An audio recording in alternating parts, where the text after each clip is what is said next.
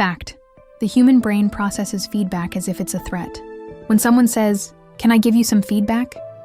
your amygdala, the part of the brain that detects danger, can trigger the same fight, flight, or freeze response it would if you were facing something physically unsafe. You know, why does this happen? Because our brains are wired to protect social belonging. Thousands of years ago, being excluded from the group could mean survival was at risk. So even today, a piece of constructive criticism can feel like rejection, and the brain responds as if acceptance is on the line. For neurodivergent people, this reaction can feel even sharper. Many of us grew up hearing constant critiques. Too much, too distracted, too sensitive. So when feedback comes, it doesn't just land in the moment. It carries the weight of every similar experience before. But feedback isn't always a threat. It can also be information, a tool for growth. The difference comes down to how it's given and how we support ourselves when we receive it.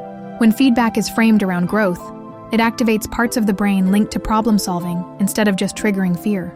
For example, instead of hearing, "You're always late with projects," imagine it reframed as, "Your work is strong. Let's explore strategies to help you deliver it on time." So it makes the impact it deserves. One shuts you down, the other pulls you forward. Well, how can we rewire our relationship with feedback? 1. Pause the threat response. Take a breath, ground yourself, or ask for a short break before reacting. 2. Reframe the story. Replace "I'm failing" with "This is data I can use." Language shifts mindset. 3. Ask questions. Can you give an example? Or, what would success look like? Moves the brain into curiosity instead of fear. 4. Build context. Feedback lands better when trust already exists. Leaders and peers who give ongoing support make critique safer. Separate identity from behavior. Remember, feedback is about actions, not your worth as a person. On the bottom line, our brains are primed to treat feedback as danger, but we don't have to stay stuck there. By understanding this response, we can create kinder systems in workplaces, schools, and even in our own self-talk. Feedback doesn't have to be something we fear.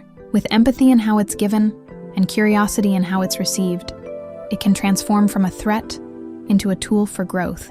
This has been your Neurodivergent Coffee 5, where we take 5 minutes to unpack the brain, the stories we carry, and the tools that help us thrive.